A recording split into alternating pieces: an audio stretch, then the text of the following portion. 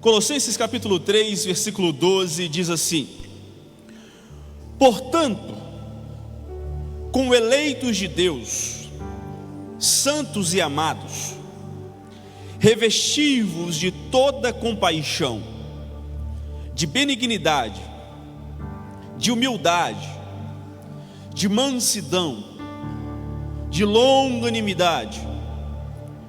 Suportai-vos uns aos outros, perdoai-vos uns aos outros, se alguém tiver queixa contra outrem.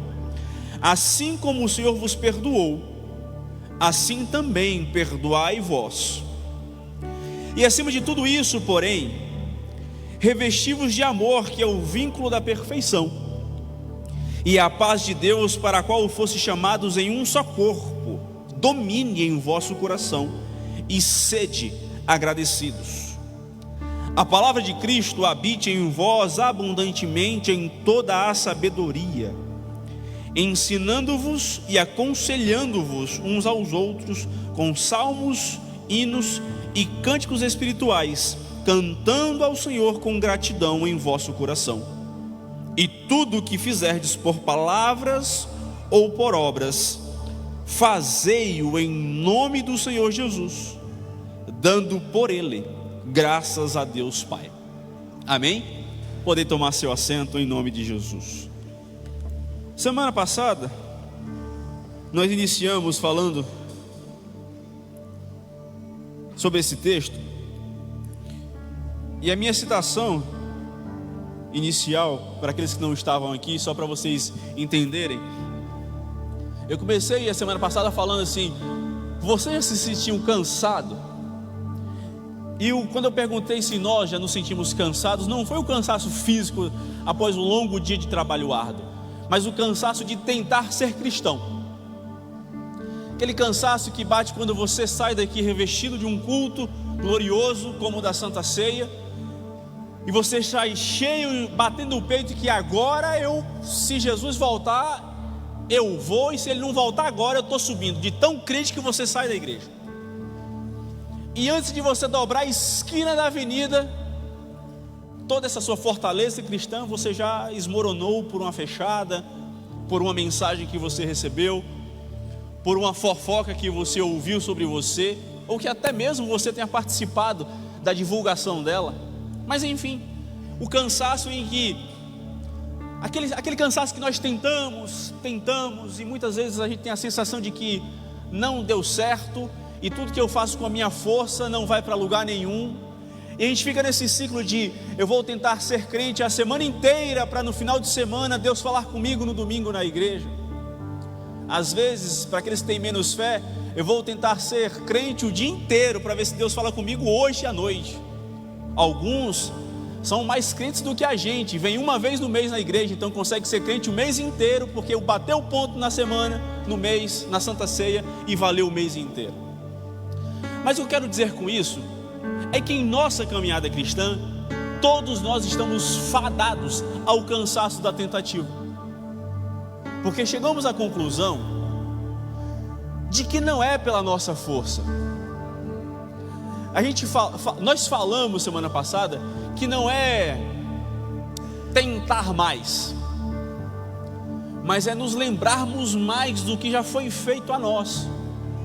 Lembrar do sacrifício de Cristo na cruz do Calvário, lembrarmos do privilégio de sermos salvos, lembrarmos dos privilégios que nós temos de levantar ao amanhecer, lembrar do privilégio do pão de cada dia, lembrar do privilégio de nós termos a nossa família, a nossa esposa, o nosso marido, os nossos filhos, lembrarmos das bênçãos que já vivemos, lembrar das orações que já foram respondidas, lembrar até também daquelas que não foram, não porque Deus não ouviu, mas porque Deus entende o momento que deve responder a você. Lembrar do privilégio do trabalho que você tem, lembrar do privilégio que você tem de vir para a igreja com liberdade, sem ninguém te perseguir.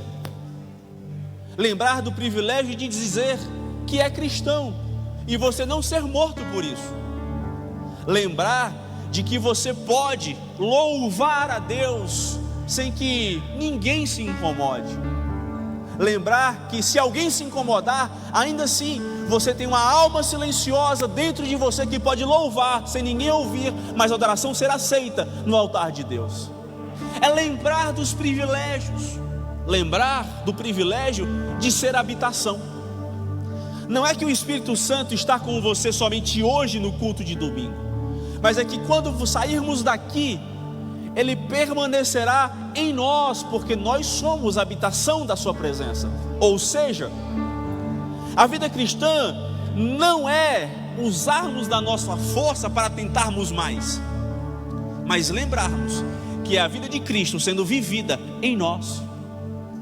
Quando nós começamos a perceber e a entender esses privilégios, a lembrarmos, não é que a vida cristã vai se tornar mais fácil, não, talvez até se torne mais difícil, mas pelo menos estaremos vivendo uma vida que faz sentido, porque nós esperamos a vida eterna, porque nós esperamos a vinda gloriosa de Cristo para buscar a sua igreja. E aí você percebe que tudo isso, os altos e baixos, valem a pena. E na construção da mensagem, nós citamos sobre a nossa motivação, a nossa identidade. Paulo diz que nós somos eleitos de Deus, santos e amados. Ou seja, isso é a minha identidade e a sua. E eu não vou discorrer porque foi falado semana passada, mas para você entender rapidamente. Então, a nossa identidade não é aquilo pelo qual nós lutamos para conseguir. Pelo contrário, nós já somos revestidos, nós já somos eleitos, amados e santos em Deus Pai. Isso é aquilo que você é. Ou seja, então agora você reflete aquilo que você já é. Você não precisa batalhar para entrar em um grupo de pessoas para você ser aceito e ter uma identidade. Deus já te deu identidade, agora você só precisa vivê-la. Você é santo, você é eleito e você é amado, não importa quem diga o contrário. Nós entendemos também sobre, por exemplo, o nosso guarda-roupa, o que nós vestimos. Como assim, pastor? Nós vestimos, por exemplo, a benignidade, a compaixão em primeiro lugar. O texto de Paulo fala. Primeiro ele fala sobre as roupas de baixo, as roupas internas, aquilo que vem de dentro para fora. A nossa compaixão, a nossa benignidade e a nossa humildade.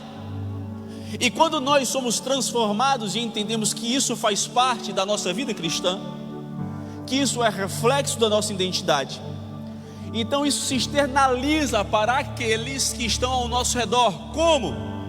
Sendo manso, longânimo, suportando uns aos outros e nos perdoando. E aí Paulo fala bem assim: não é que eu quero que vocês somente se perdoem, não, até porque eu já sei que vocês vão se picar, vocês vão brigar, vocês vão ter conflitos, é fato. Nós somos seres imperfeitos. Por mais que mamãe diga que você é o perfeito da mamãe, é só dela, porque não somos. Eu e você somos falhos, pecadores.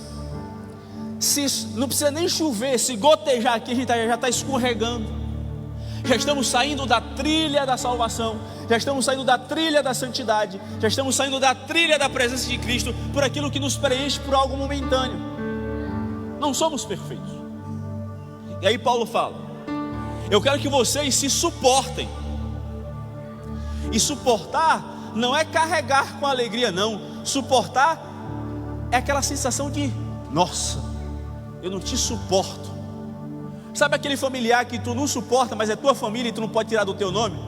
Pois é, família cristã é mais ou menos isso. Somos salvos, somos eleitos e amados, então se suportem. Aquele chato, aquela chata, suporte. E se você não tem um chato na tua vida, provavelmente você é o chato da vida de alguém.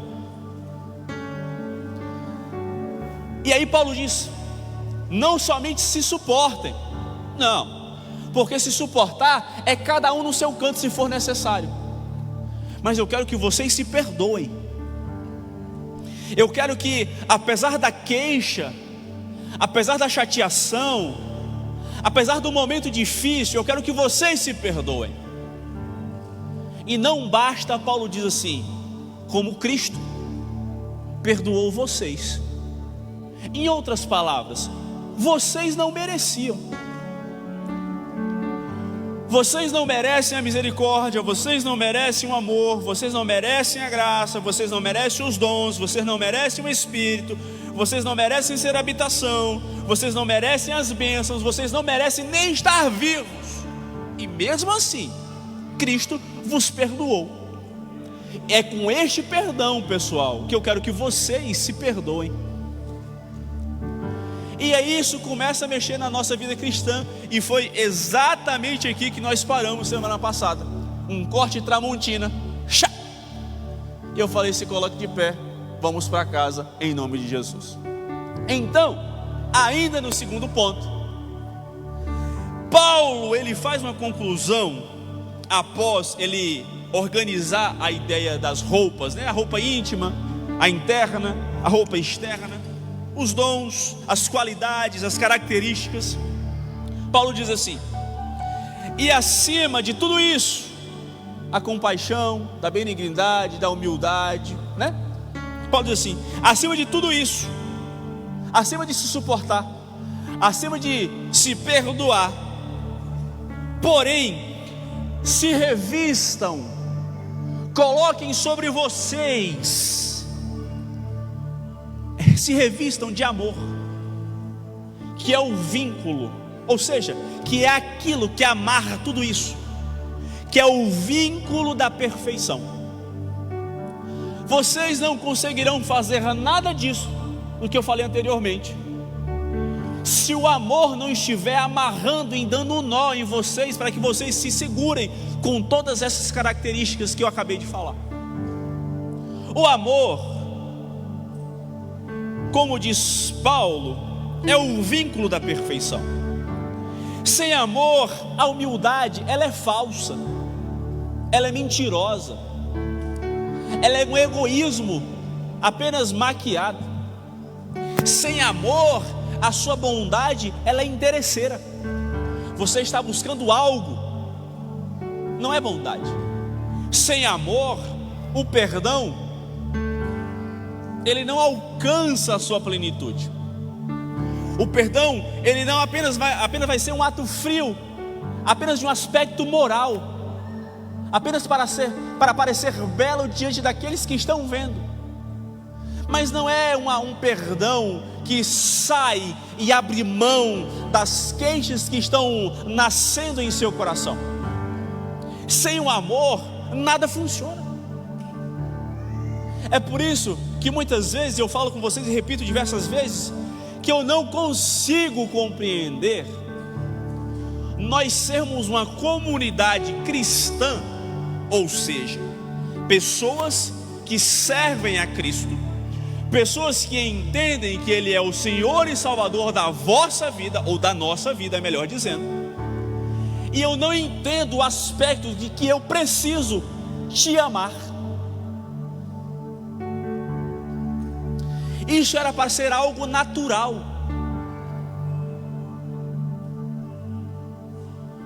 Não é para ser algo tipo assim, sabe quando você não faz nada além da sua obrigação?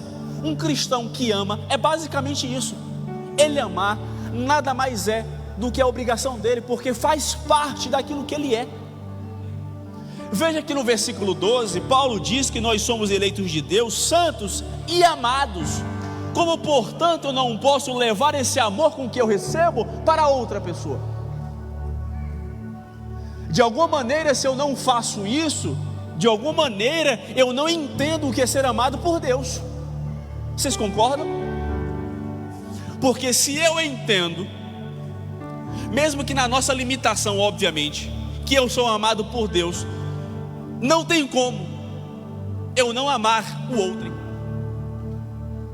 Se eu consigo, não estou falando de amar no sentido você amar todo mundo como você ama sua mulher, não, seu marido, seus filhos, mas é o amor fraternal, o amor de ti querer fazer bem, o amor de me sentir feliz porque você está avançando, o amor em que eu fico feliz porque você está vencendo, o amor em que eu vejo você caindo e eu não te enterro, mas eu te levanto, o amor em que eu te vejo perdendo, se sacrificando e eu te ajudo, porque é melhor serem dois do que um, porque dois vão mais longe. Ou seja, tudo que está em volta da vida cristã está embasado no ato de amar.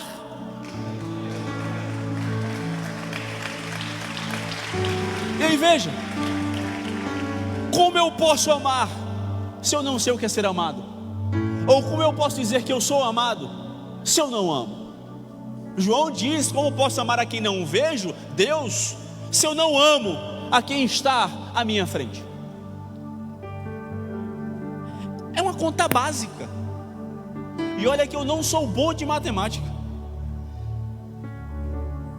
Básico. Como posso amar a quem não vejo? Está aí. A Bíblia diz que está em nosso coração, que nós somos habitação, que Ele está sobre tudo, que Ele fez os céus e a terra, que Ele fez a sustentação do universo, que Ele sabe onde o vento nasce, que Ele sabe tudo isso. Mas como eu posso amar a esse, que nós só escutamos, se eu não posso amar a quem está ao meu lado? Vocês entendem que a conta não fecha? E a vida cristã, como eu falei, está embasada no amor.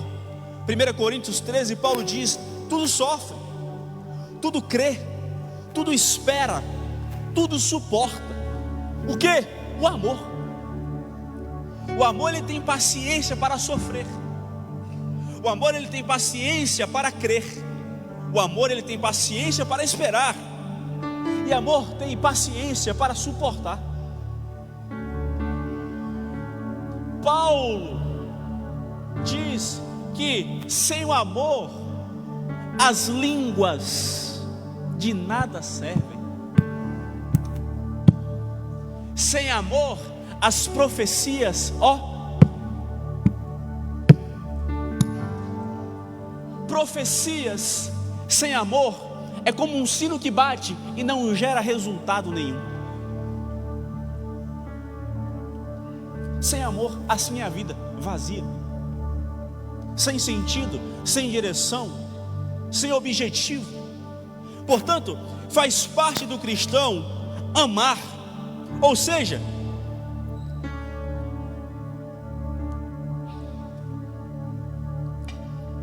devemos compreender que não devemos tentar amar, mas é porque somos habitados por Ele, então amamos. Tudo se volta ao fato de sermos habitação. Tudo volta ao fato de que somos habitação. A religião tenta nos dizer para sermos imitação de Cristo, mas o Evangelho diz que você é a habitação de Cristo. Então, seguindo, Paulo continua dizendo no versículo 16, no versículo 15: e a paz de Deus, para a qual foste chamados em um só corpo, domine em vosso coração e sejam agradecidos. Agora perguntamos: como nós praticamos tudo isso? Como é que eu faço para amanhã de manhã, em plena segunda-feira, quando o despertador tocar, eu conseguir colocar em prática tudo isso que Paulo disse no versículo 12, no versículo 13 e no versículo 14? Como é que eu faço? Aí Paulo diz: é simples, que a paz de Deus, para o qual foste chamados, domine. Em outras versões da Bíblia diz que a paz seja o árbitro da vossa vida. Vamos trazer um pouco aqui para a nossa realidade. Com todo respeito, mas não os árbitros da CBF, mas o que é que um árbitro faz em campo? Ele apita, ele não participa no jogo no sentido de que ele faz o gol no outro ou não, apesar de que tem uns que faz isso. Mas árbitro, ele diz quando começa, ele diz quando termina, ele diz se a bola saiu, ele julga a situação, porque aquilo está dominando e arbitrando aquele jogo. Aí Paulo está dizendo que a paz de Deus seja o árbitro da sua vida. O que Paulo está dizendo é que nosso coração é uma arena de dois lados em conflito. A amargura quer lutar contra o perdão. A impaciência, o nervosismo quer se sobrejugar sobre a longanimidade. A ansiedade quer vencer da fé. O orgulho quer lutar contra a humildade. Agora Paulo diz: então, no conflito que há no coração de vocês, que a paz seja o árbitro que apita o jogo do seu conflito. Que paz é essa? Não é a paz mundana, não é a paz do mundo, aquela que é a ausência de problemas. Paz não é isso. Paz não é ausência de conflito. Paz não é ausência de tribulação. Mas Paulo, em Romanos capítulo 5, versículo 1 diz: justificados, temos paz em Deus. Ou seja, não é porque eu vou ter uma vida perfeita, mas é porque eu fui justificado nele, então eu tenho paz. O que Paulo está dizendo é: eu não vou mais para o inferno, portanto a paz de Deus que habita em mim vai reger a minha vida, porque eu não vou ser lançado no inferno. Veja, o que é os nossos problemas comparado com a possibilidade de viver a eternidade no problema chamado inferno. Portanto, uma vida pacífica não é uma vida que não há problemas, mas é uma vida justificada em Deus. É a paz de Deus que guarda o nosso coração, segundo Filipenses 4:7. É uma paz que rege, que nos tranquiliza, porque sabemos que não importa se bem ou mal, nós estamos em Cristo e com Cristo. É uma paz que, no meio de um conflito relacional, eu tenho que me perguntar: se eu reagir dessa maneira, eu estou vivendo a paz de Deus? Se eu responder da maneira que o meu coração deseja, eu estarei vivendo a paz de Deus? Se eu quero entrar em um determinado conflito, é para suprir o meu orgulho, ou é para gerar a paz que há em mim, que vem de Deus? Quando você começa a ter esses pensamentos: se eu fizer, se eu responder, se eu for, se eu falar, se eu ouvir, a maneira que você recebe isso, se você começa a pensar em como isso será refletido em sua paz que provém de Deus, é a paz de Deus arbitrando a sua vida. Quando você não pensa mais nisso, provavelmente a paz de Deus já parou de arbitrar faz muito tempo. Talvez você esteja como Sansão, que o Espírito se apartou dele e ele nem percebeu. Por quê? Porque o que estava alimentando ele não era a paz que provinha de Deus, mas era a vontade de querer mais, de agradar aqueles que estavam ao redor dele. O orgulho de Sansão começou a esconder dele a compreensão de que ele era nada sem Deus, e teve a sensação de que era alguma coisa. Isso é falácia do mundo. A paz de Deus, ela é corporativa. Sabe por quê? Porque Paulo diz assim: além de arbitrar a vossa vida, a paz de Deus vos chamou em um só corpo. Eu não posso ter paz em mim, assim como amor. E gente, isso aqui é muito sério. Isso aqui é muito sério, não é brincadeira. Eu não posso ter paz em minha vida se eu não tenho paz com o meu irmão Eric. Vocês entendem como isso deveria ser óbvio? Se a gente pudesse, nesse exato momento, dar meia hora de silêncio aqui, apagar as luzes para ninguém se ver, e cada um poder buscar o coleguinha que tem que perdoar e que tem que estabelecer a paz, ia ser de muito mais valor Portanto, em nome de Jesus, pela palavra de Deus, estabelece a paz com quem precisa.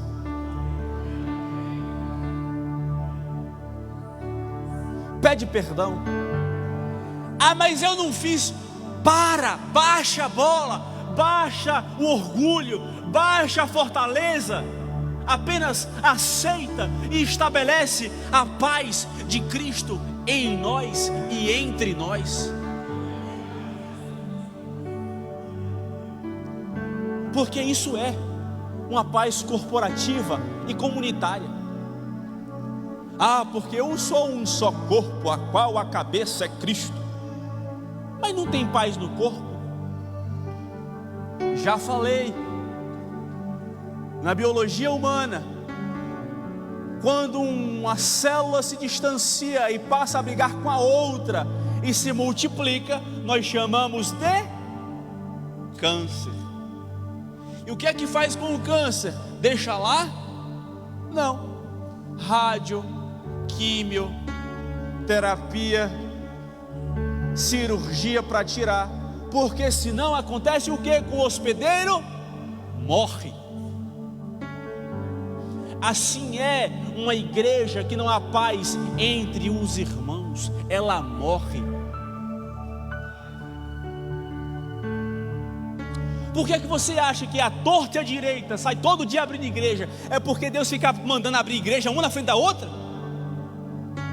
É porque provavelmente alguém ficou sem paz na igreja anterior e decidiu que foi chamado para abrir igreja.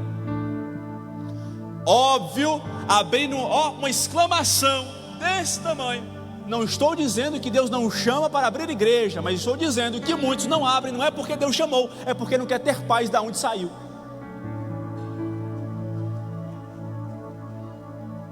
Ou, não é que não abriu igreja não, mudou de igreja, porque lá na outra igreja não vai ter conflito, não vai ter briga, lá é 100% perfeito. Ei, você que veio de outra igreja para cá, sinto muito lhe dizer, aqui talvez seja pior. No sentido de que todos nós somos imperfeitos e passíveis ao erro. Portanto, estabeleçam o vínculo da paz, pelo qual vocês foram chamados em um só corpo.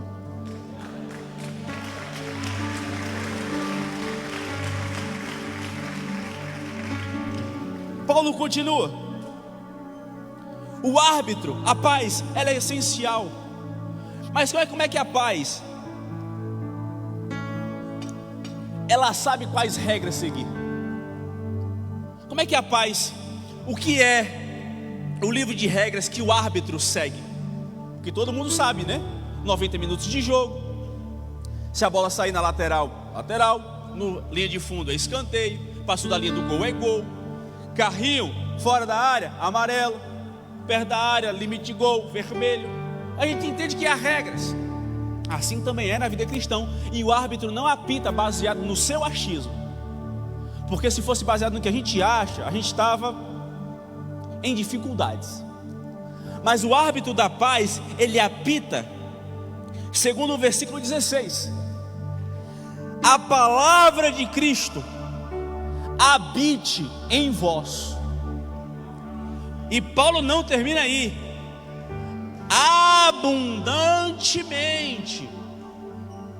Em outras versões, ricamente, em toda a sabedoria, ensinando-vos e aconselhando-vos uns aos outros, com salmos, hinos e cânticos espirituais, cantando ao Senhor com gratidão em vosso coração. Ou seja, o árbitro, ela segue a palavra, o evangelho de Cristo. Ela não pode seguir o que eu e você achamos do que é o jogo. A palavra de Cristo é a nossa fonte, é o evangelho, é o ensino sobre Cristo e o ensino de Cristo. Habite aqui, a palavra habitar em vosso coração, habitar em vós. Vou lhe dar uma notícia triste. Não é habitar aos domingos. Não é que a palavra habita em mim toda vez que o pastor manda assim, abra sua Bíblia comigo. Não.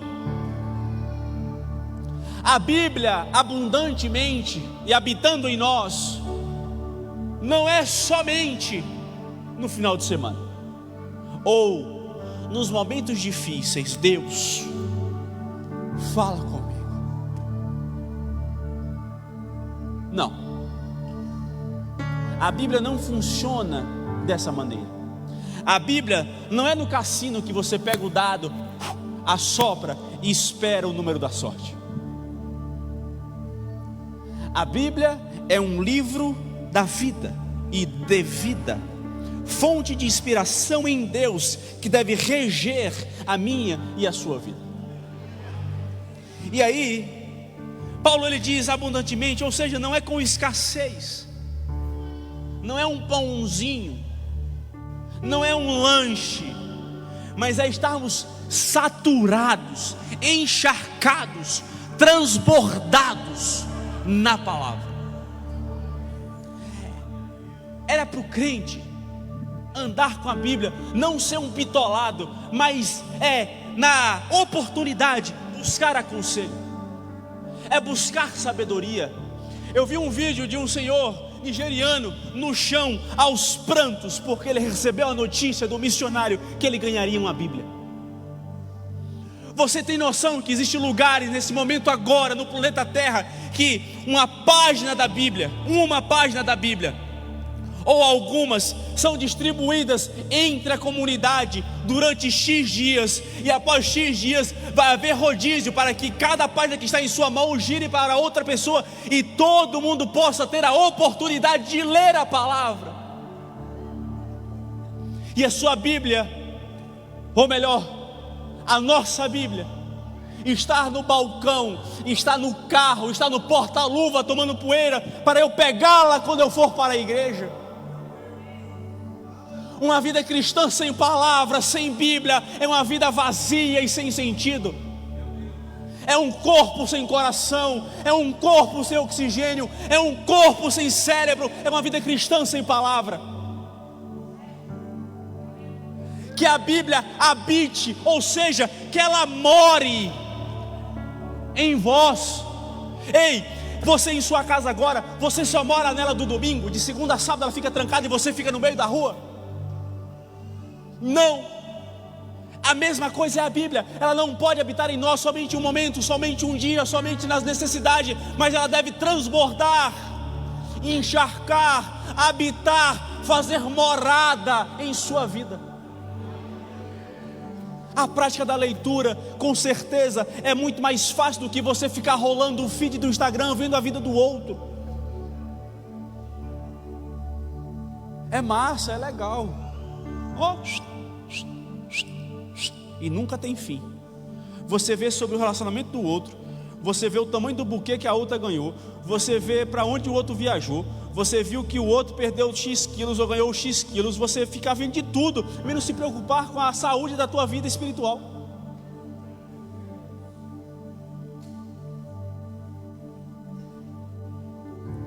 Sabe? Que a palavra de Deus habite em vós. Que a paz seja arbitrário na sua vida e que a palavra de Deus seja o combustível para que ela siga. E aí, Paulo diz aqui no versículo 16 assim: ensinando-vos e aconselhando-vos uns aos outros mutuamente em sabedoria. Paulo, ele dá duas direções para a palavra de Deus em nossa vida: para os lados, ou seja, a Bíblia não é para ser vivida em conhecimento particular e arrogante.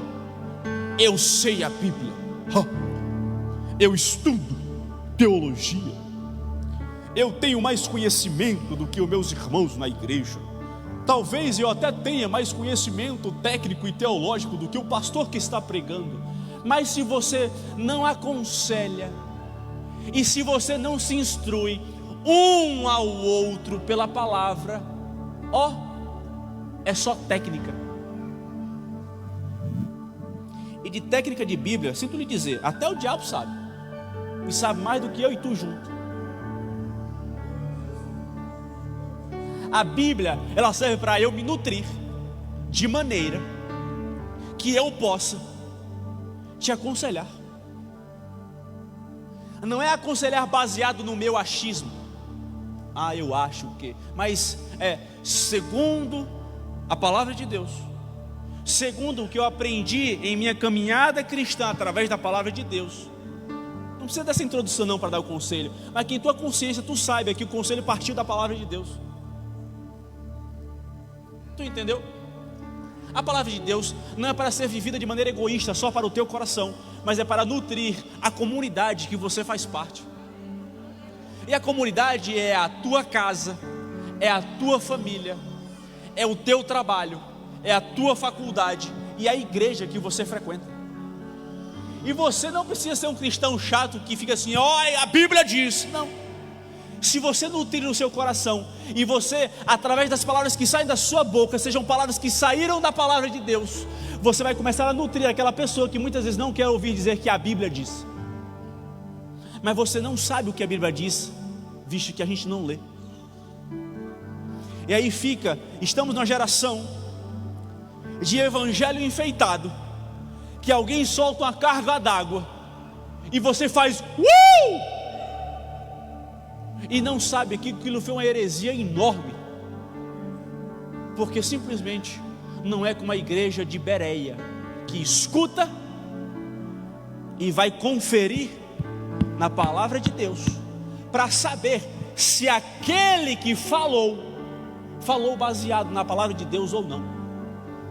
Mas aí fica bem assim, repost, sem saber se provém de fato da palavra de Deus ou não.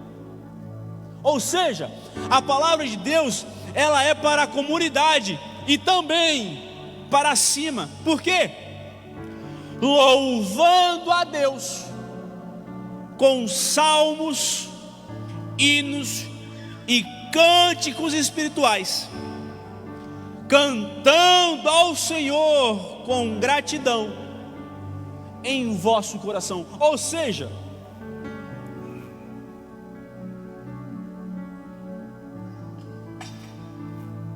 a palavra não é somente para mim.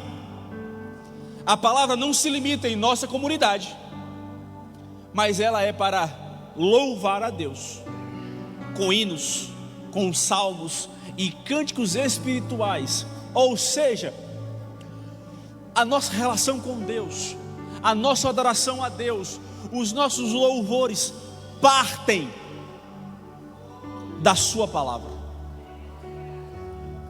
Não adianta cantarmos as músicas se elas não saiam da palavra. Então, numa geraçãozinha fraca de música, menino,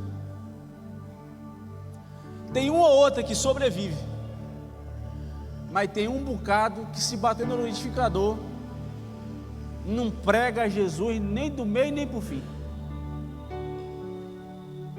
E a gente acha bonito, sabe por quê? Porque o acorde é bonito. Dá aquele pad em Sol maior, aí cria um clima, aí você já começa seu coração sentindo tremer, o olhinho chega a tremer, é o Espírito. Não, às vezes é só a neurociência explicando que com certas vibrações você se emociona, mas palavra, nem tanto. Baixa a luz, meia luz, o violão dá uma batida, dá um pad, aí começa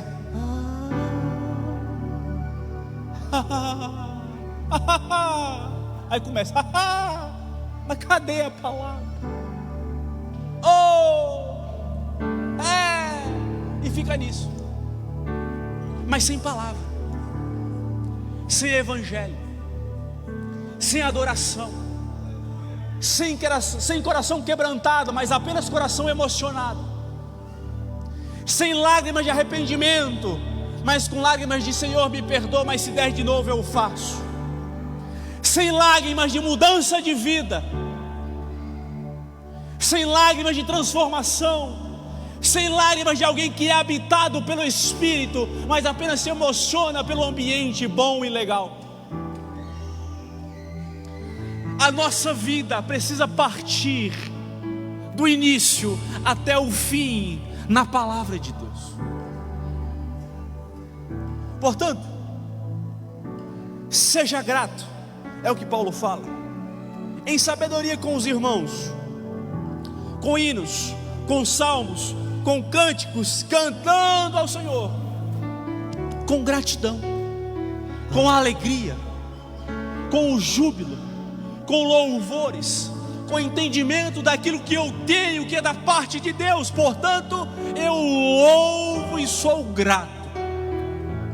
Grato pelo que tenho, grato pelo que não tenho, grato por quem sou, grato pela igreja, grato pelo privilégio da vida, grato pelo privilégio de louvar, grato pelo privilégio de adorar, grato pelo privilégio de ter paz entre os irmãos, grato pelo privilégio da palavra, grato pelo privilégio da mansidão, grato pelo privilégio da longanimidade, grato pelo privilégio da humildade, grato por sermos santos, gratos por sermos amados, gratos por sermos eleitos, gratos por sermos justificados em Cristo Jesus.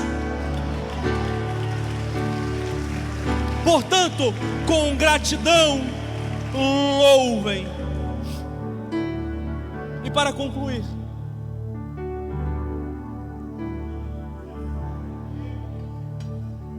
nós entendemos o nosso alicerce.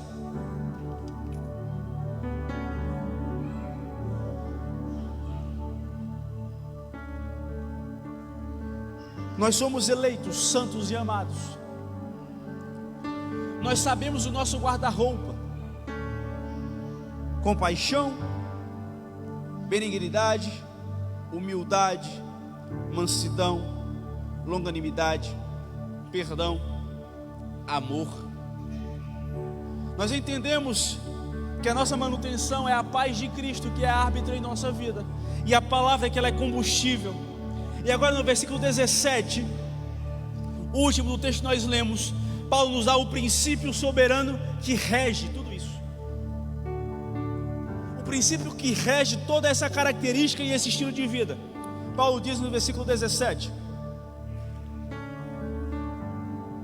e tudo,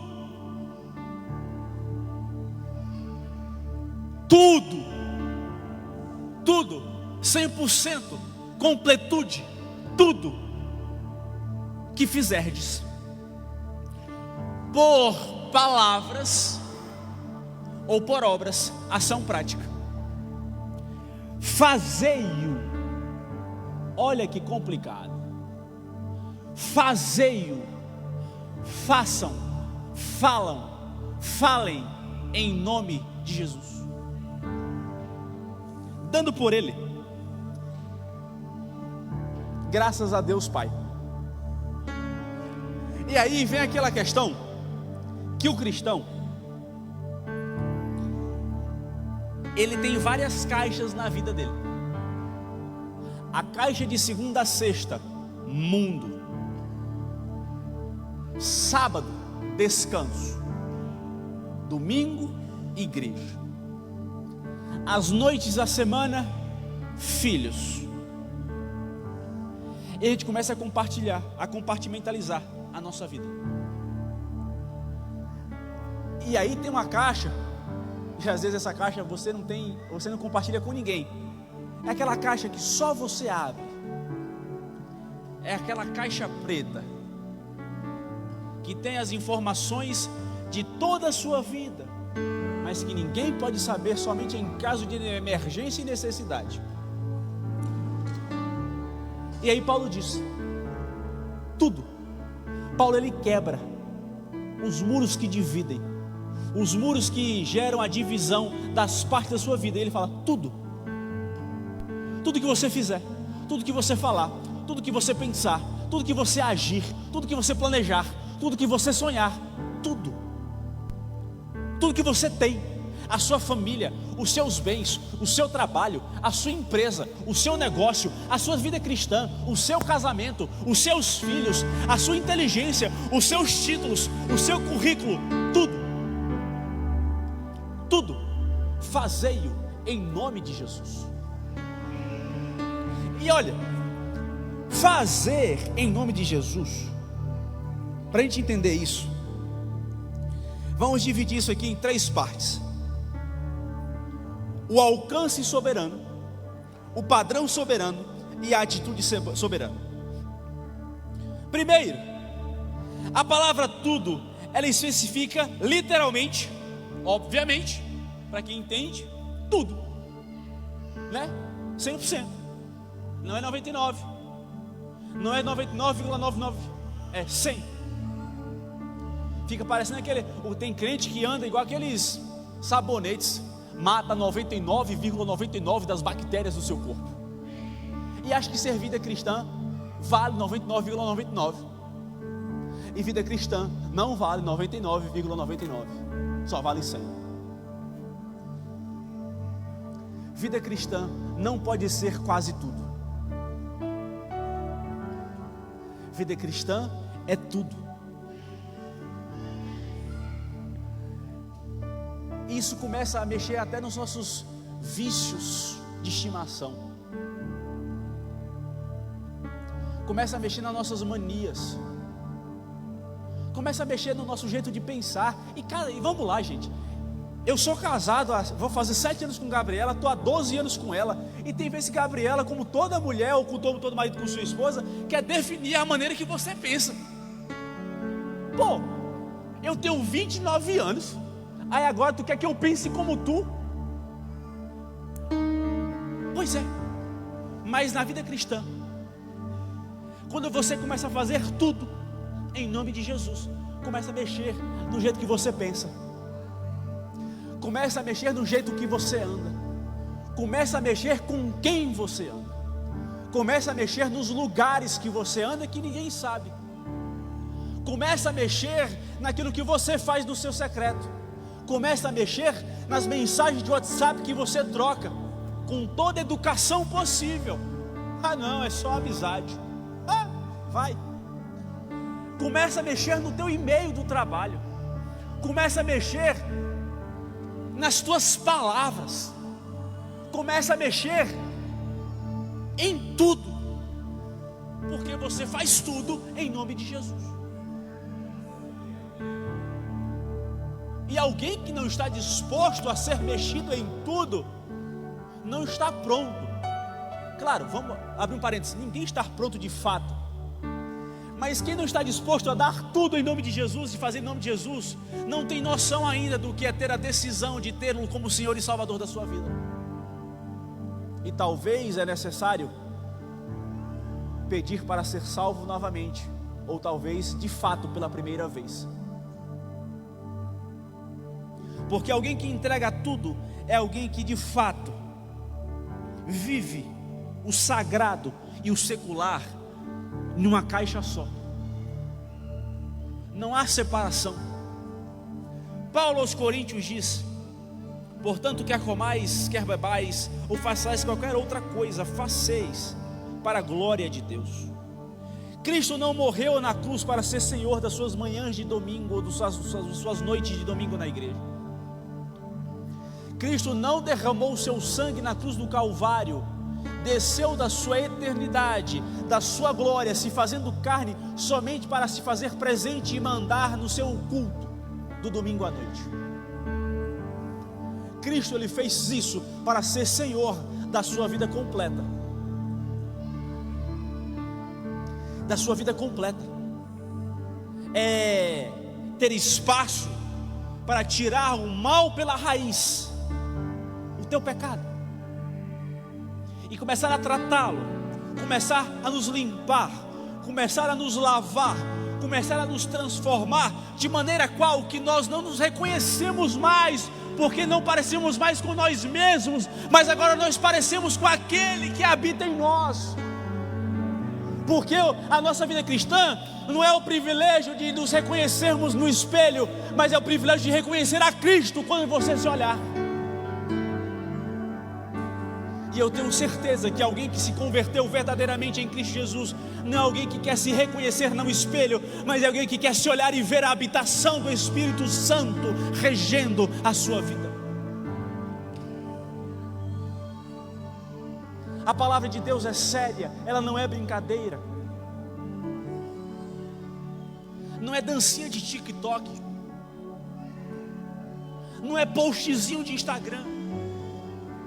O Evangelho, ele gera, ele arranca de nós o pecado. Ele lava, ele limpa, ele transforma e transborda a presença. Isso se vai viver de maneira completa na presença de Deus.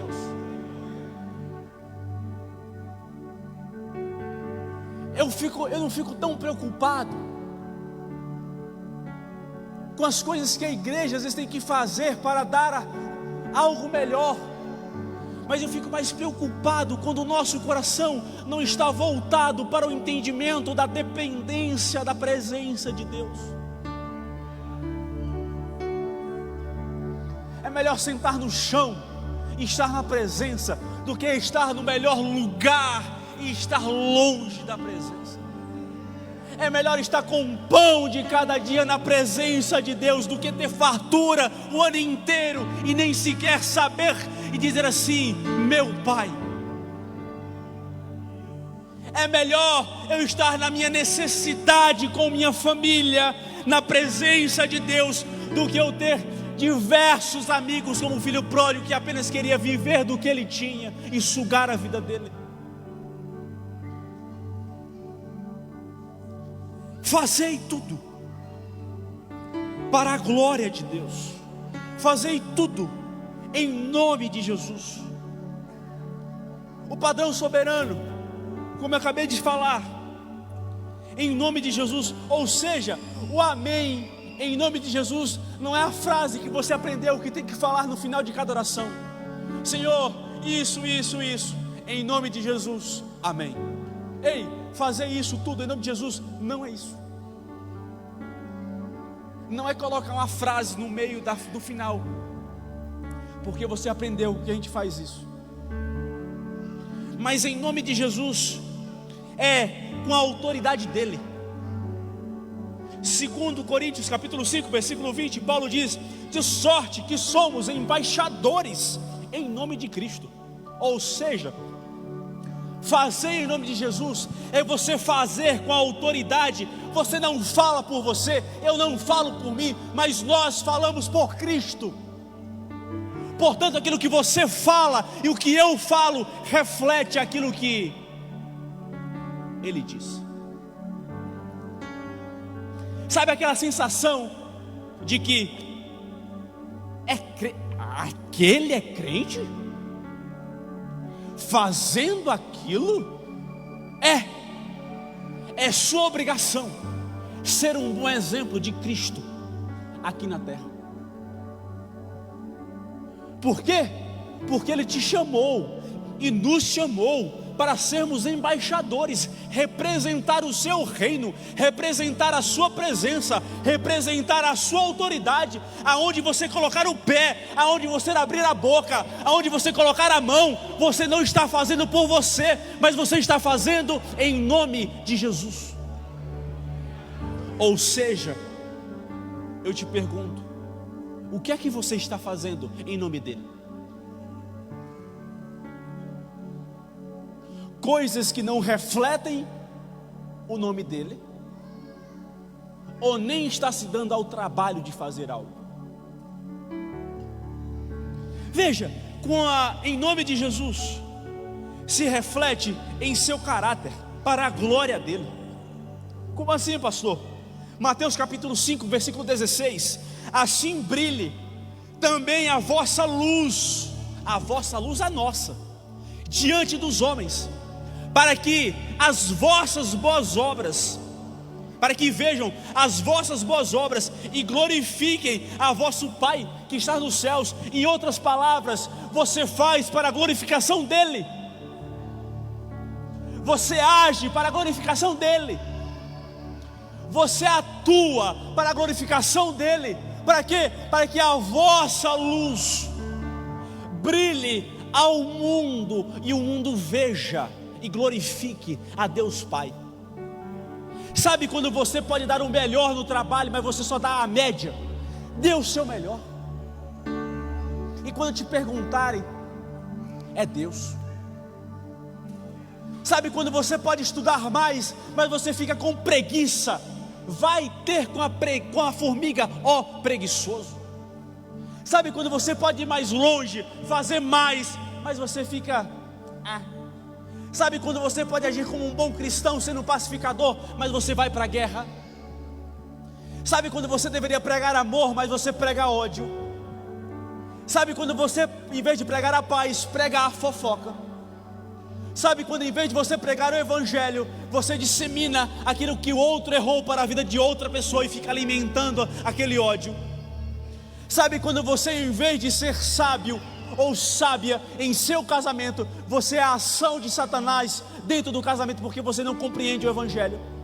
Sabe quando, em vez de você discipular o teu filho no caminho que deve andar, você larga ele no caminho do mundo e espera que ele encontre o objetivo da vida, e você fica: aonde foi que eu errei?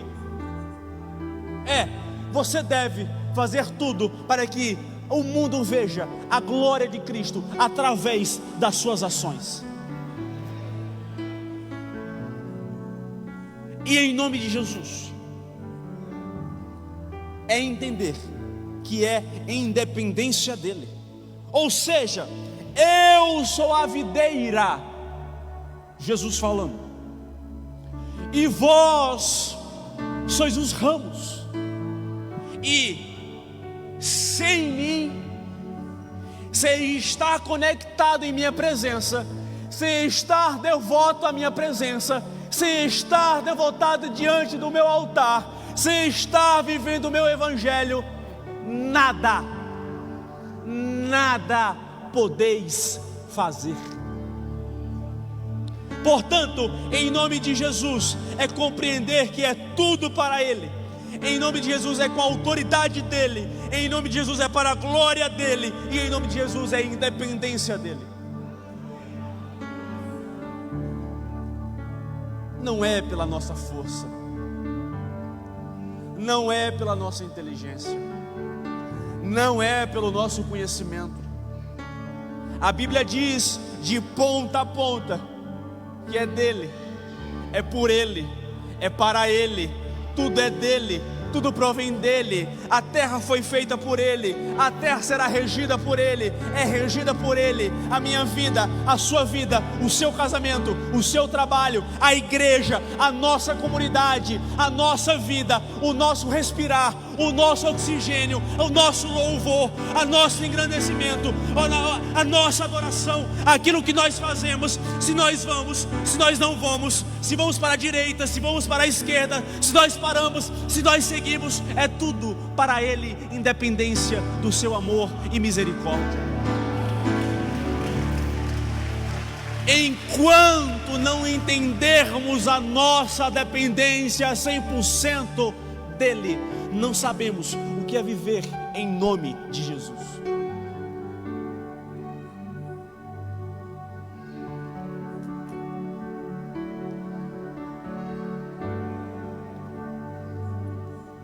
E para concluir, versículo 17, versículo 14 fala sobre o uniforme, nossas roupas. Versículo 15 e 16, a nossa manutenção. E o 17, o nosso propósito: gratidão, dando graças, e através dele. Jesus não é apenas o nosso exemplo. Jesus, Ele é o nosso mediador em Deus Pai. Porque tudo que fizerdes por palavras ou por obras, fazei-o em nome de Jesus, dando por Ele graças a Deus Pai. Portanto, Jesus não é somente o nosso exemplo, Ele é o nosso mediador. Paulo aos Efésios capítulo 5, versículo 20 diz: dando sempre graças por tudo ao nosso Deus e nosso Pai, em nome do nosso Senhor Jesus Cristo. Portanto, Jesus, Ele se coloca entre nós e Deus Pai. É o que o próprio falou: eu sou a verdade, o caminho e a vida, e ninguém vai ao Pai senão por mim. Portanto, a atitude soberana da nossa adoração, da nossa vida cristã, é dar graças a Deus Pai em Cristo Jesus. Essas coisas, meus irmãos, devem reger a nossa vida. Se eu, esta noite, domingo passado e hoje, se nós sairmos daqui somente com uma lista de tarefas, um checklist, de que preciso tentar ser manso, preciso tentar ser longânimo, preciso tentar ter compaixão, misericórdia, eu preciso tentar suportar. Ei, vamos ser honestos, isso dá um desespero, porque sabemos que nós somos falhos. E sabe o que é o bom disso? É que saber que tentar isso e nos desesperarmos porque sabemos que não conseguiremos, estamos absolutamente certos, não conseguiremos. Domingo estaremos aqui, mais um domingo, cansados e exaustos de uma semana de tentativa de ser crente. E eu vim aqui não foi para te dar uma lista de tarefas, mas para te lembrar que a lição de hoje não é sobre ser uma imitação humana, mas sermos habitação divina. Não é tentar mais, é ser habitado, é viver Cristo, é viver em Cristo, é viver por Cristo, é entender que não vivo mais eu já estou morto. É lembrar do que Paulo fala: eu já estou crucificado. As minhas vontades, os meus anseios, as minhas dificuldades, os meus problemas, os meus pecados, tudo aquilo que faz com que eu seja o que eu sou, não vivo mais eu, mas agora Cristo, Ele vive em mim, e a vida que agora vivo pela fé em Cristo Jesus. Se coloque de pé em nome de Jesus.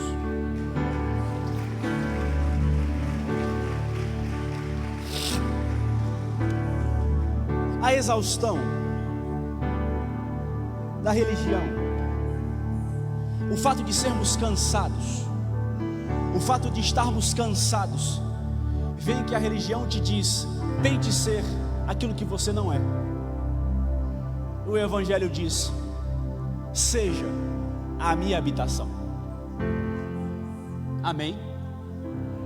Curve sua cabeça, vamos orar. Senhor Deus Pai que estás nos céus,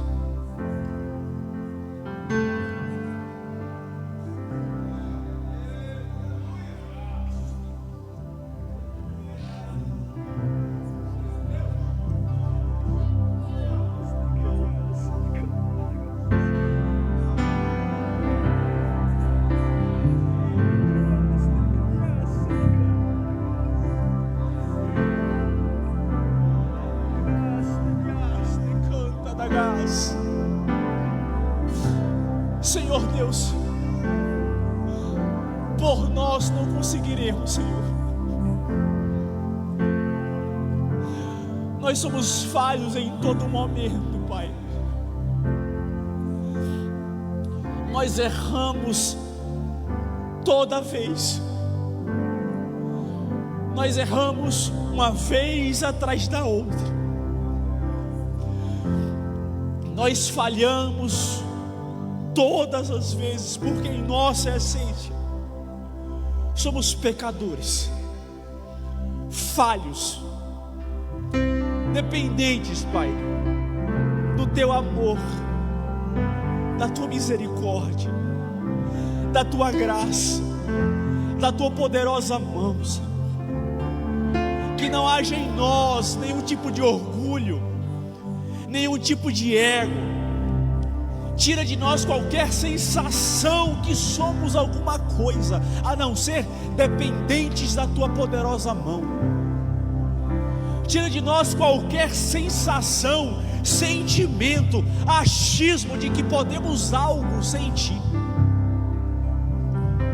Senhor, gera em nós a certeza de que somos amados, eleitos, santos, justificados, de maneira que possamos viver a Tua mansidão, a Tua compaixão, a Tua longanimidade, a Tua benignidade, de maneira, Pai, que a nossa vida cristã seja reflexo da Tua presença em nós, da Tua habitação em nós.